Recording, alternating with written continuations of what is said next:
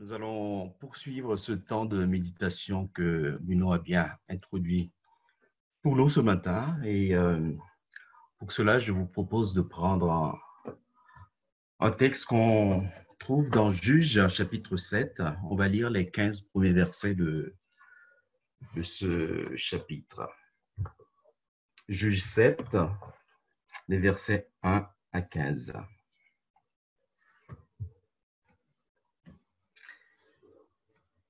Jérubbaal, c'est-à-dire Gédéon, et tout le peuple qui était avec lui se levèrent de bon matin et installèrent leur camp près de la source de Harod. Le camp de Madian se trouvait au nord de Gédéon, vers la colline de Morée dans la vallée.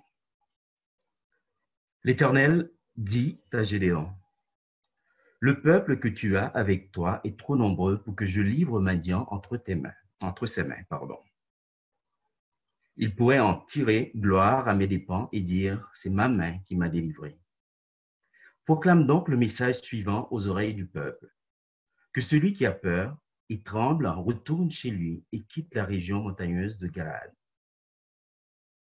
Il y eut 22 000 hommes du peuple qui retournèrent chez eux, et il en resta 10 000.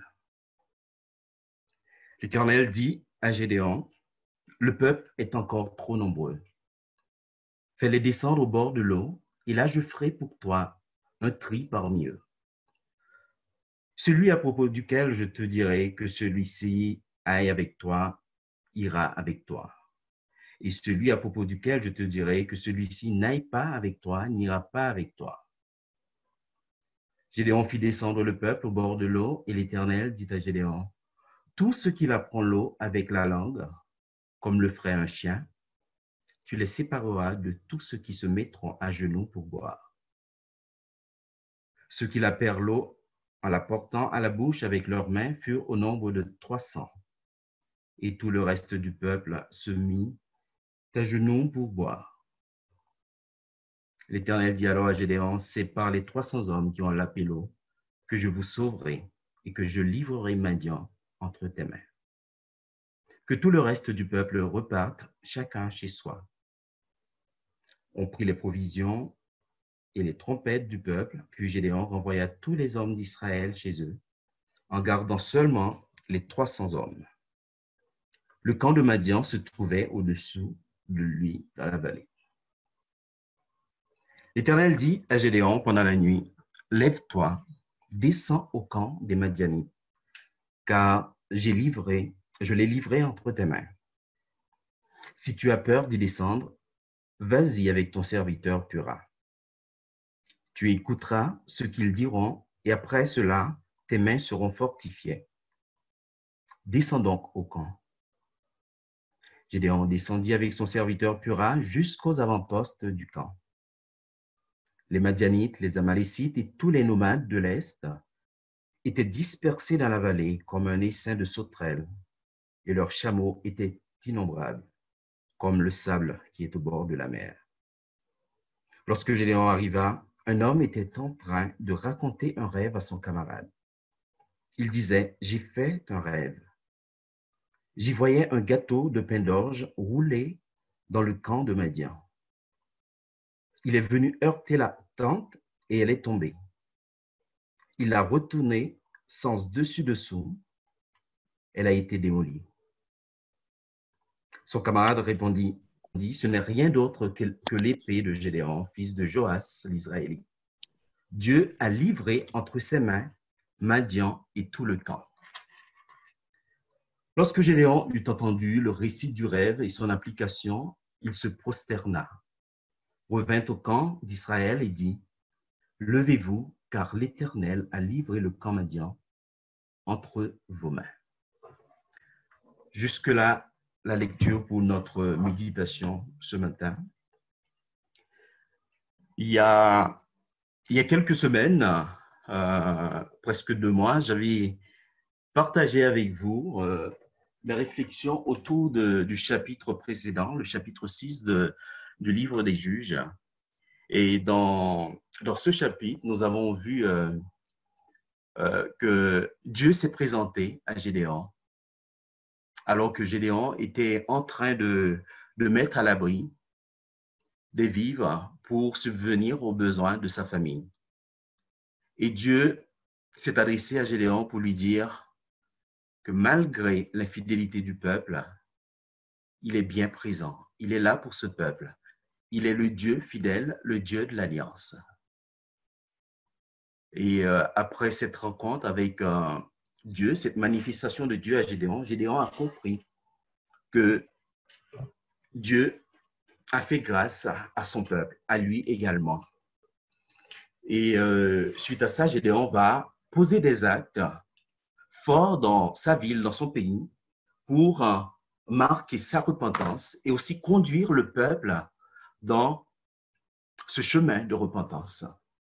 Amener le peuple à remettre en question leurs conditions, leurs choix.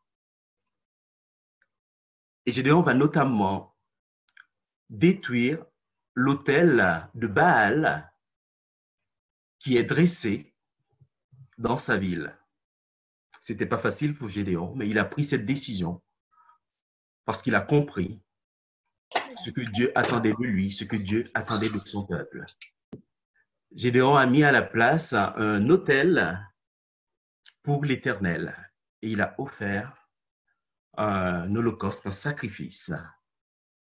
Comme pour dire dans un premier temps, il veut faire disparaître de sa ville, de son pays, ce qui est à l'origine du mal de ce peuple, de son peuple, et en même temps proclamer la grâce de Dieu sur ce peuple et reconsacrer le peuple à Dieu. Et tout à la fin du chapitre 6, on voit Gédéon aussi qui prend à cœur la mission que Dieu vient de lui confier, à savoir délivrer son peuple de la main des Madianites. Ce peuple, le Madian, qui oppressait Israël régulièrement. Dieu a confié cette mission à Gédéon et Gédéon a pris ça à cœur. Et à la fin de ce chapitre 6, on voit que les Madianites se préparent pour une nouvelle attaque. Et Gédéon se lève, il met sa stratégie en place pour attaquer l'ennemi parce qu'il sait que c'est une mission que Dieu vient de lui confier. C'est à lui de délivrer Israël de Madian. Et c'est à ce moment-là que Dieu choisit Dieu choisit ce moment-là pour s'adresser encore une fois à Gédéon, pour lui parler. Gédéon va comprendre qu'il faut revoir son plan, le plan qu'il a établi pour entrer dans le projet de Dieu.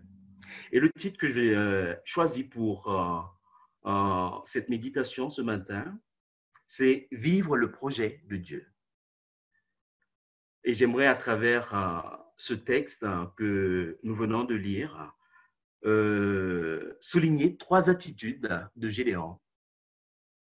3 attitudes que nous pouvons adopter, nous, en tant que croyants, et qui peuvent nous aider au quotidien à vivre pleinement le projet de Dieu pour nous. Il s'agit de l'obéissance de Gédéon, de sa sincérité et finalement de la prise de position de Gédéon pour Dieu. Au début du chapitre 7, nous voyons là qu'il y a un affrontement imminent. Le texte décrit le camp de Gédéon d'un côté et le camp des Madianites de l'autre côté. Gédéon et tout le peuple qui était avec lui se levèrent de bon matin et s'installèrent près de la source de Harod. C'est un endroit qui se trouve à peu près à 8 km de l'endroit où Gédéon était avec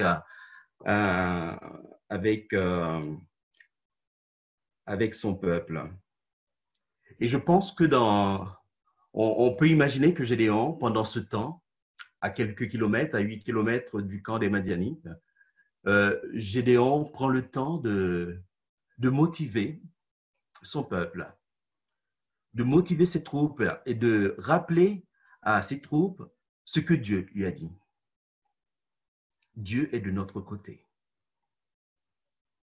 il m'a choisi, il m'a confié cette mission pour aller combattre Madian avec vous. Et maintenant, je vous ai avec moi, j'ai constitué cette armée, on va marcher contre ce peuple pour remporter cette victoire.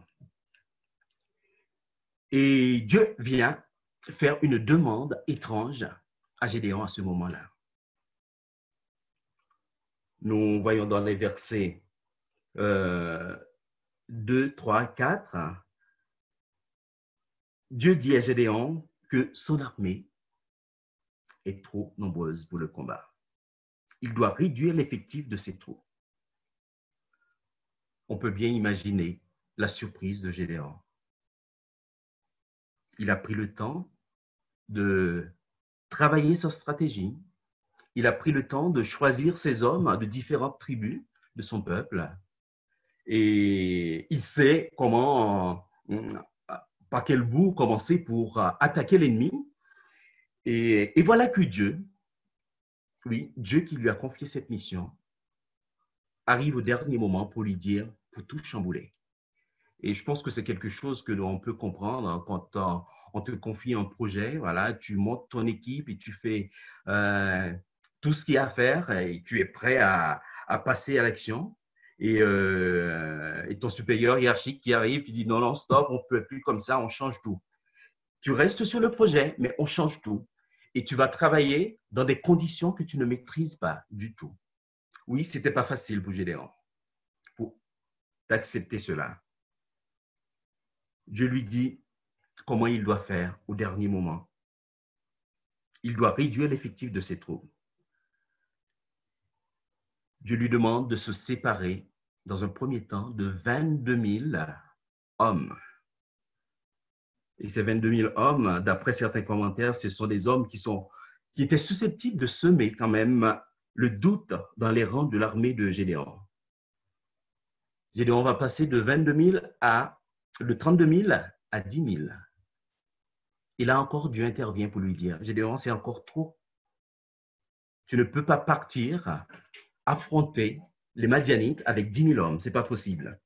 Et Dieu lui dit, je vais faire le tri pour toi. Et Dieu lui dit comment faire. Nous l'avons lu dans le texte. Je ne vais pas rentrer dans les détails du texte. Dieu lui demande de réduire encore de 9 700.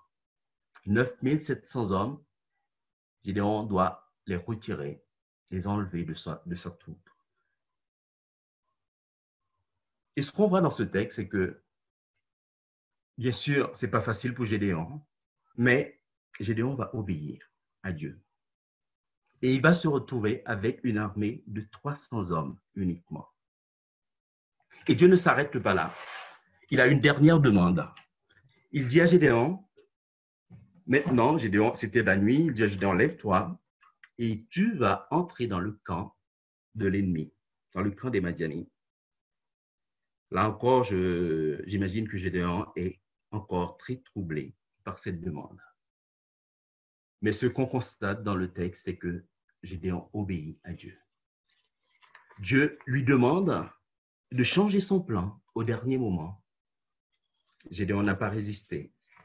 Il n'a pas tout compris, mais il a choisi d'obéir à Dieu.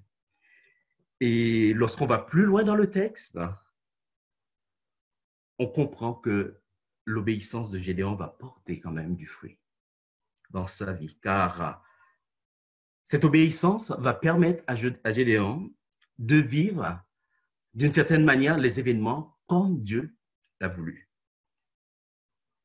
Son obéissance va l'amener à expérimenter la puissance de Dieu. Pourquoi? Parce que si vous vous rappelez bien au chapitre 6, avant la manifestation de Dieu à Gédéon, Gédéon disait j'ai entendu parler de Dieu. J'ai entendu parler de ce Dieu de l'Alliance qui est tout puissant. Et maintenant, on ne voit plus cette toute puissance. Et qu'est-ce que Dieu a fait au chapitre 6? Dieu lui a montré, lui a donné des preuves concrètes qu'il était le même, qu'il n'a pas changé. Mais il restait quand même une chose pour Gédéon à faire, c'était d'expérimenter personnellement cette toute-puissance de Dieu. Et là, Dieu donne cette occasion à Gédéon dans cette mission d'expérimenter cette toute-puissance. Dans sa mission, Gédéon est concerné directement. Et il y a sa famille qui est concernée. Il y a tout son peuple qui est concerné. Et donc, pour lui, vivre ça, ça va être quelque chose qui va le marquer à vie. Il va savoir pour toujours que le Dieu de l'Alliance, ce Dieu, le Dieu de ses ancêtres, est vraiment un Dieu tout-puissant. Gédéon a cette occasion de connaître Elohim, le Dieu créateur tout-puissant. Et il va vivre cela dans la mission que Dieu lui-même lui a confiée, en faisant tout simplement confiance à Dieu, en acceptant de se soumettre à son plan. Même s'il ne comprend pas tout, Gédéon a accepté d'obéir. Et c'est cette obéissance qui va l'amener à vivre cela et à connaître Dieu. Donc Dieu met à disposition de Gédéon une armée de 300 hommes, d'après le plan de Dieu. C'est l'armée dont Gédéon a besoin pour engager la bataille contre les Madianites.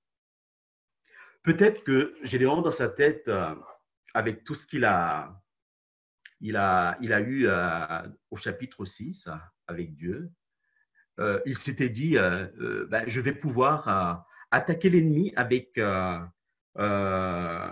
cette armée pour me prouver vraiment que Dieu est avec moi. Je vais pouvoir attaquer l'ennemi avec cette armée de 32 000 hommes que j'ai choisis pour prouver à ce peuple que Dieu est de mon côté. Mais on voit que tout se passe autrement. Et heureusement, Gédéon a choisi d'obéir. Son obéissance va finalement conduire Gédéon à apprendre que la puissance divine se manifeste dans la faiblesse humaine. Que la force, la victoire est uniquement dans la confiance en Dieu, la dépendance totale de Dieu. Et il y a une chose encore que Gédéon a appris, c'est que la puissance que Dieu lui donne, ce n'est pas une puissance qu'il peut utiliser pour se mettre en valeur. Pour dire, voilà, je suis un grand chef militaire qui sait prendre de bonnes décisions pour conduire sa troupe à la bataille. Gédéon va apprendre que cette toute-puissance que Dieu met à sa disposition, c'est quelque chose qu'il est amené à utiliser pour la gloire de Dieu. D'ailleurs, dans le texte, c'est la raison principale qui est soulignée. Le peuple que tu as avec toi est trop nombreux pour que je livre Madian entre ses mains. Il pourrait en tirer gloire à mes dépens et dire, c'est ma main qui m'a délivré. Dieu a avancé ça comme raison pour dire à Gédéon que son peuple est trop nombreux, son armée est trop nombreuse. Parce que toute la gloire doit revenir à Dieu et à Dieu seul. La puissance que Dieu a mis à la disposition de Gédéon avait ça comme objectif. C'est l'unique but, c'est glorifier Dieu. Gédéon n'avait pas à l'utiliser pour se vanter, pour se mettre en avant. Je crois qu'aujourd'hui, comme Gédéon, nous avons fait vraiment l'expérience de cette grâce de Dieu. Nous savons aujourd'hui que Dieu a prononcé son pardon sur notre passé. Mais nous avons encore besoin de cette toute puissance de Dieu au quotidien pour avancer dans notre marche avec lui. Et Dieu nous offre encore cette possibilité d'expérimenter sa toute puissance.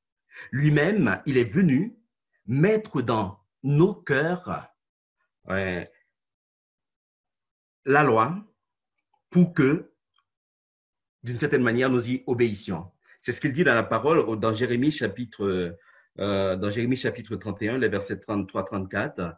Je mettrai ma loi à l'intérieur d'eux. Je l'écrirai dans leur cœur. Je serai leur Dieu et ils seront mon peuple. Personne n'enseignera plus son prochain, ni son frère en disant, vous devez connaître l'Éternel, car tous me connaîtront, depuis le plus petit jusqu'au plus grand. Oui, Dieu est venu dans ce monde écrire sa loi dans mon cœur, dans ton cœur, dans notre cœur, pour que nous puissions vivre dans l'obéissance à cette loi. Et c'est cette obéissance qui va nous conduire à la connaissance de Dieu. C'est un privilège pour chacun d'entre nous, un privilège auquel nous avons tous accès. Nous pouvons y accéder par l'obéissance à la parole. L'apôtre Paul, dans l'épître aux Éphésiens, met l'accent sur cette toute-puissance de Dieu. Il est convaincu que nous en avons besoin pour aujourd'hui, pour le présent. Et il est surtout convaincu, l'apôtre Paul, que cette toute-puissance suffit absolument pour nous au quotidien. Alors l'apôtre Paul prie, dans Éphésiens chapitre 1er, le verset 18 à 20, « Je prie qu'il illumine les yeux de votre cœur pour que vous sachiez quelle est l'infinie grandeur de sa puissance, qui se manifeste avec efficacité par le pouvoir de sa force envers nous qui croyons. Cette puissance, il l'a déployée en Christ quand il l'a ressuscité. Il l'a fait asseoir à sa droite dans les lieux célestes. » L'apôtre Paul souhaite que nous ayons non seulement une connaissance intellectuelle de la puissance de Dieu, mais également une connaissance concrète, que nous puissions expérimenter cette toute-puissance dans notre vie au quotidien. Et ces paroles nous disent aussi que lorsque nous nous soumettons à ce que l'Esprit de Dieu nous révèle, qu'il illumine les yeux de votre cœur, lorsque nous choisissons de nous soumettre à cela, nous pouvons être sûrs que Dieu va agir puissamment dans nos vies. Et pourquoi nous pouvons avoir cette assurance?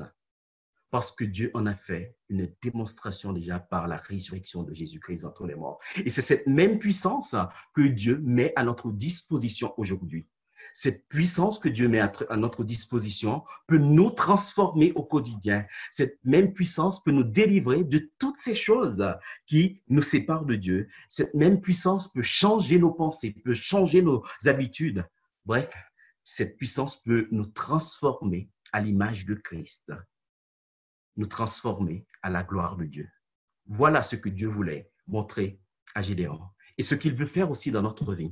Il nous donne sa puissance pour nous transformer. Gédéon avait connu cette grâce de Dieu, mais il avait besoin d'être transformé dans sa façon de vivre le plan de Dieu. Ce n'était pas à lui de monter son plan, voilà, de travailler sa stratégie en laissant Dieu de côté. Et je crois que nous aussi, dans notre vie de croyants au quotidien, nous avons besoin de nous rappeler cela. Et nous l'avons chanté ce matin, ou de nous la rappeler, ce n'est pas par nos propres forces. Ce n'est pas nous qui bâtissons, mais c'est Dieu qui bâtit en nous. Et il le fait par sa toute-puissance et pour sa gloire. Finalement, l'attitude de Gédéon nous invite à travers ce texte à vivre dans l'obéissance. Dans l'obéissance pour connaître cette puissance créatrice, cette puissance transformatrice de Dieu, cette puissance qui va déboucher aussi sur la manifestation de sa gloire dans nos vies. Oui, nous pouvons vivre cela à l'exemple de Christ. Philippiens 2, verset 8 nous dit « Jésus-Christ s'est humilié lui-même en faisant preuve d'obéissance jusqu'à la mort, même la mort sur la croix. » Et en Hébreux 5, les versets 8 et 9, nous lisons ceci aussi. Jésus a appris l'obéissance par ce qu'il a souffert. Et parfaitement qualifié, il est devenu pour tous ceux qui lui obéissent l'auteur d'un salut éternel. Jésus a choisi de se soumettre à la volonté de Dieu, à la volonté du Père. Il a obéi et le Père a manifesté sa gloire dans sa vie. Le Père l'a élevé. Et cela, Jésus-Christ l'a rappelé plusieurs fois, maintes fois aux pharisiens. Il leur a dit que je ne cherche pas la gloire de ce monde. Je ne cherche pas votre gloire, contrairement à vous qui cherchez à avoir l'approbation de votre entourage. Ce que je vise, c'est la gloire du Père. Et le chemin par excellence que Jésus a choisi pour manifester la gloire du Père dans sa vie, c'est l'obéissance. le choix de l'obéissance pour vivre la puissance de Dieu et entrer dans le plan que Dieu a pour nous. Il y a un deuxième point, un deuxième aspect de ce texte que je voudrais souligner, c'est la sincérité de Gédéon. Ce qu'on peut remarquer dans le texte, c'est que Gédéon choisi d'obéir à Dieu, n'est pas devenu un surhomme. Gédéon, on peut dire qu'il traîne encore des choses qui le gênent, qui l'empêchent de se remettre entièrement à Dieu. Notamment dans le texte, on voit que Gédéon n'est pas toujours complètement libéré de la peur, malgré les signes forts que Dieu lui a donnés. Et Dieu le sait. On peut bien comprendre pourquoi Gédéon a peur. Il avait une armée de 32 000 et cette armée passe à 300 hommes. Et il sait qu'en face, ils sont très nombreux. Et il va mener cette bataille en suivant un plan sur lequel il n'a pas travaillé. Donc, Gédéon a peur. Gédéon ne l'exprime pas dans un premier temps. Et Dieu le sait. Et il va tout faire pour que Gédéon arrive à exprimer cette peur. Dieu prévoit de rassurer son serviteur parce que Gédéon en a besoin. Dans la deuxième demande de Dieu, il dit à Gédéon, lève-toi, descends au camp des Madianites, car je l'ai livré entre tes mains. Si tu as peur d'y descendre, vas-y avec ton serviteur Pua. Je pense que là, Dieu donne l'occasion à Gédéon de dire vraiment ce qui se passe en lui. Et dans le texte, on voit que Gédéon ne fait pas le fier. Il ne va pas passer à côté de cette occasion. Il ne va pas jouer au chef militaire aguerri, mais il va saisir cette occasion que Dieu lui donne. Il ne dit pas de façon explicite, oui, j'ai peur, mais il répond à ce que Dieu lui a dit là au verset 9-10. Si tu as peur d'y descendre, vas-y avec ton serviteur Pua. Gédéon accepte la proposition d'être accompagné par son serviteur. C'est une façon pour lui de dire à Dieu, oui, j'ai peur d'aller affronter l'ennemi avec 300 hommes. Oui, j'ai peur de me retrouver dans cette situation. Et de cette façon aussi, Gédéon dit à Dieu, viens à mon secours, j'ai besoin de ton aide. Et Dieu va entendre l'appel de Gédéon. Et comment il répond? Dans le texte, Dieu répond en insistant sur ce qu'il demande à Gédéon de faire. Descends au camp des Madianites. Descends donc au camp. La première fois, c'est au verset 9 et la deuxième fois, c'est au verset 11. Descends au camp des Madianites. Parce que c'est à cet endroit-là que Dieu prévoit de délivrer Gédéon de ses doutes, de cette peur. Le texte nous dit, Gédéon descendit avec son serviteur Pura jusqu'aux avant-postes du camp. Et ce qu'on peut remarquer, c'est que Dieu avait dit à Gédéon, tu vas dans le camp. Mais là, Gédéon n'entre pas dans le camp.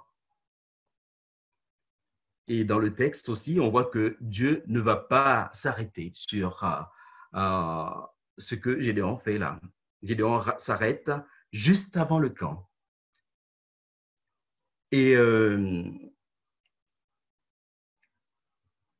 je crois surtout Dieu prend plaisir dans la sincérité de son serviteur Gédéon.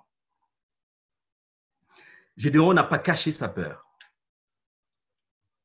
Malgré sa peur, il a choisi d'obéir à Dieu. Il s'est levé et il est descendu jusqu'au camp, même s'il n'est pas rentré dans le camp directement de l'ennemi. Et je crois que ça, Dieu l'apprécie. Dieu va intégrer cela dans son plan pour délivrer son serviteur de cette peur. Et ce que ce petit bout de texte m'enseigne, moi, en méditant sur cette partie, c'est que euh, lorsque je suis sincère face à Dieu, lorsqu'on est sincère avec Dieu, il nous utilise malgré nos limites. Et c'est là qu'il va se révéler à nous comme le Dieu qui libère, le Dieu qui fait grâce par excellence. Sa parole nous le dit dans Jacques chapitre 4, le verset 6. Dieu résiste aux orgueilleux, mais il fait grâce aux humbles. Gédéon n'a pas caché sa peur à Dieu. Il n'a pas caché son ressenti face à cette situation.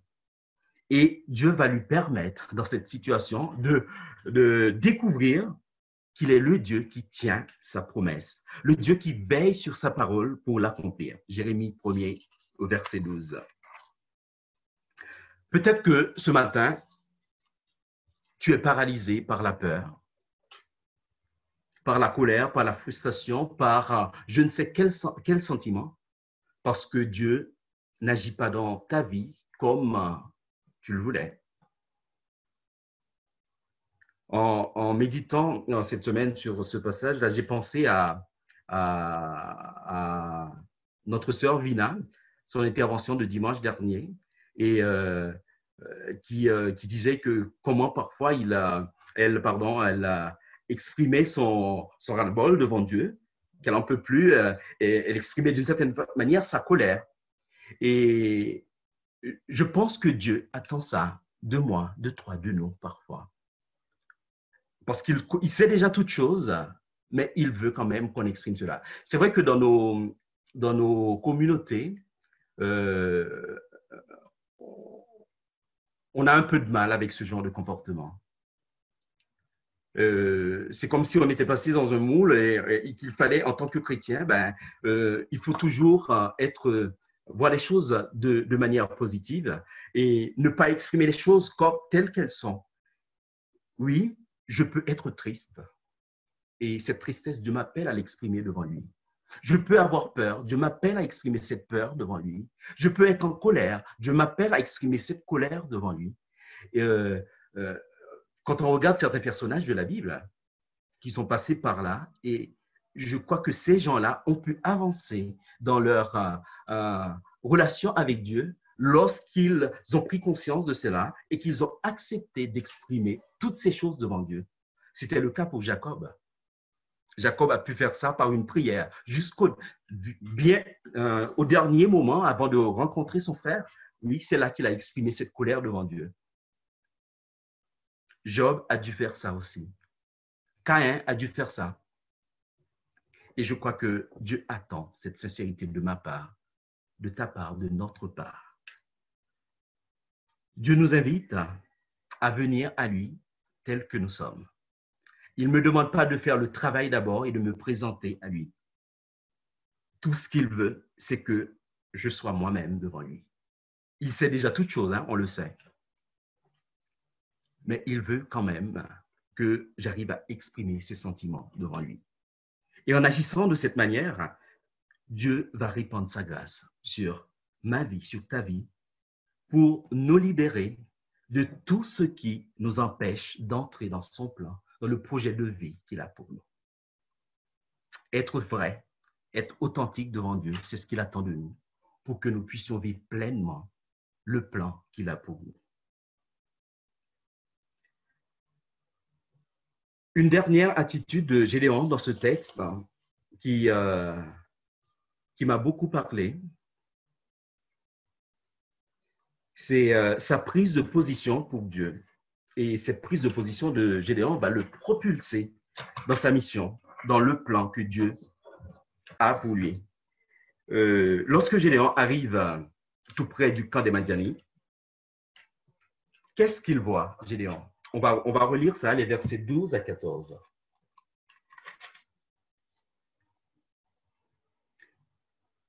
Les Madianites, les Amalécites et tous les nomades de l'Est étaient dispersés dans la vallée comme un essaim de sauterelles. Et leurs chameaux étaient innombrables, comme le sable qui est au bord de la mer. Lorsque Gédéon arriva, un homme était en train de raconter un rêve à son camarade. Il disait, « J'ai fait un rêve. J'y voyais un gâteau de pain d'orge roulé dans le camp de Madian. Il est venu heurter la tente et elle est tombée. Il l'a retournée sans dessus-dessous. Elle a été démolie. Son camarade répondit, ce n'est rien d'autre que l'épée de Gédéon, fils de Joas l'Israélite. Dieu a livré entre ses mains Madian et tout le camp. Gédéon arrive tout près du camp des Madianites. Il voit deux réalités.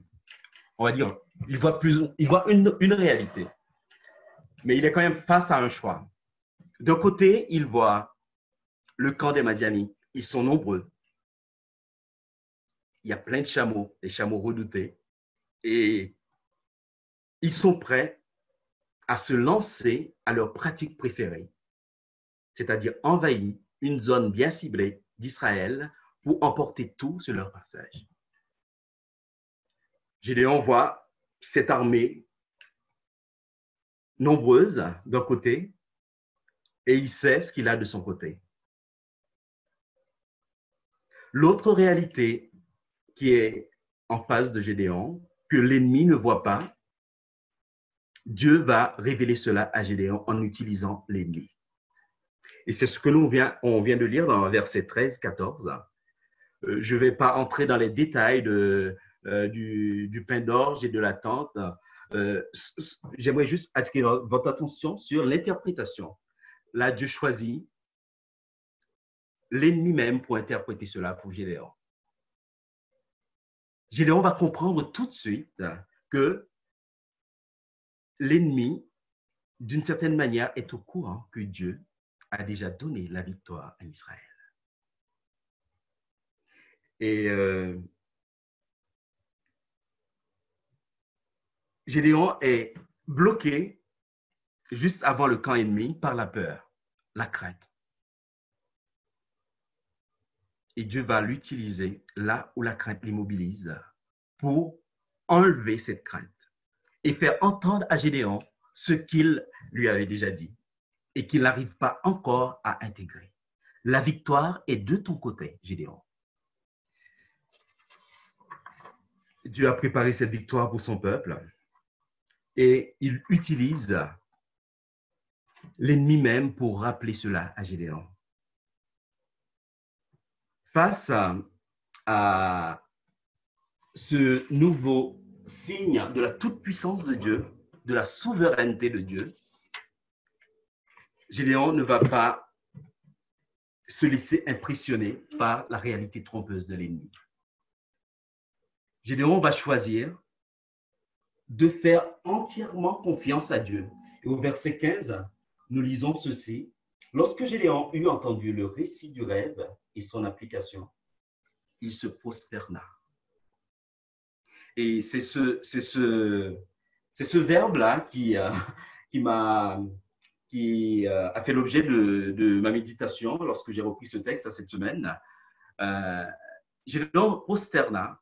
Vous vous rappelez au chapitre 6, Gédéon, quand il a compris qu'il avait en face de lui l'ange de Dieu, Dieu lui-même, c'était une manifestation de Dieu. Gédéon a compris que c'était une grâce.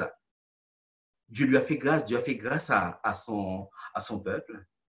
Gédéon a choisi de rendre grâce à Dieu, de poser un acte de reconnaissance.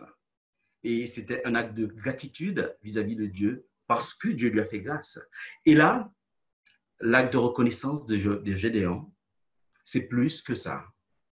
Gédéon, d'une certaine manière, en face de ces deux réalités, une réalité, la réalité de l'ennemi, et une autre réalité que l'ennemi ne voit pas vraiment, cette victoire-là, puisque la victoire n'est pas encore concrète pour eux. Et Gédéon fait ce choix de se mettre du côté de Dieu. L'ennemi ne voit pas cette victoire, mais Gédéon a la confirmation que la victoire est pour lui et pour son peuple. Alors, il choisit de se mettre sous la bannière de Dieu. Et Gédéon se prosterna. Se prosterna, ça veut dire que je rejette ce que je vois là. Mon Dieu est au-dessus de cette réalité. Gédéon conteste cette réalité qui est là pour semer, susciter des doutes dans sa vie. Cette réalité qui est là pour pour générer la peur dans sa vie. Non, il ne s'est pas laissé impressionner par cela. Gédéon a pris position pour Dieu.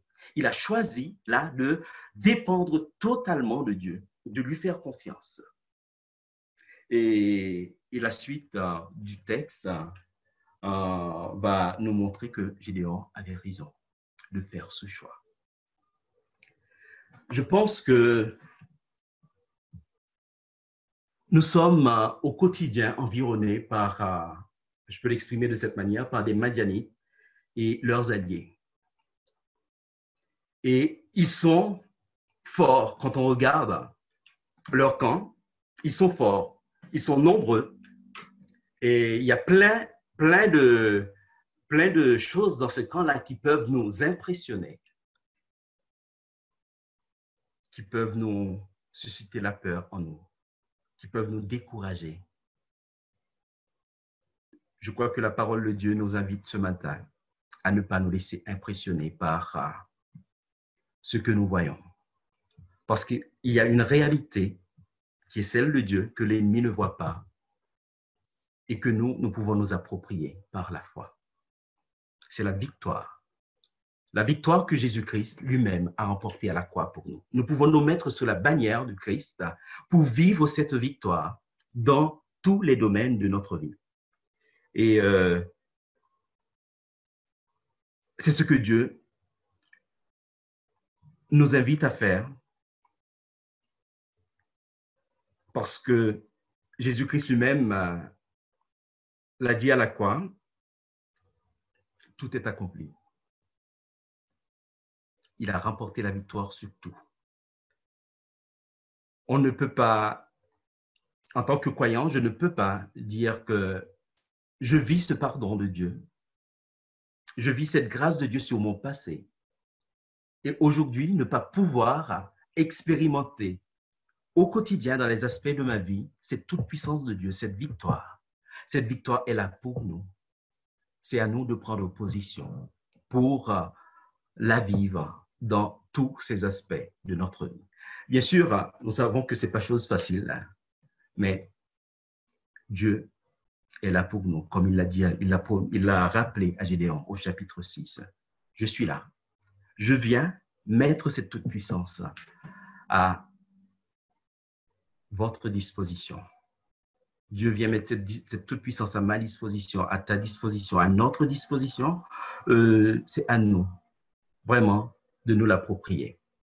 Et une façon d'entrer dans ce projet que Dieu a pour nous, dans ce plan parfait qu'il a pour nous, c'est de vivre comme Gédéon l'a fait, dans l'obéissance. Nous ne comprenons pas tout ce que Dieu nous demande, mais nous pouvons lui faire confiance et nous pouvons choisir d'obéir, de nous soumettre à ce qu'il nous demande de faire. Et nous pouvons faire cela aussi en étant nous-mêmes, sans chercher à montrer à afficher une image quelconque. Dieu s'attend à ce que je sois, que tu sois, que nous soyons. Je conjugue le verbe être. Dieu s'attend à ce que nous soyons nous-mêmes devant lui et accepter tout simplement sa grâce dans nos vies. Et il s'attend aussi à ce que nous mettions sous la bannière de sa victoire pour vivre pleinement le projet qu'il a pour nous. Voilà les trois aspects de ce texte qui m'ont parlé et que je voulais partager avec vous ce matin.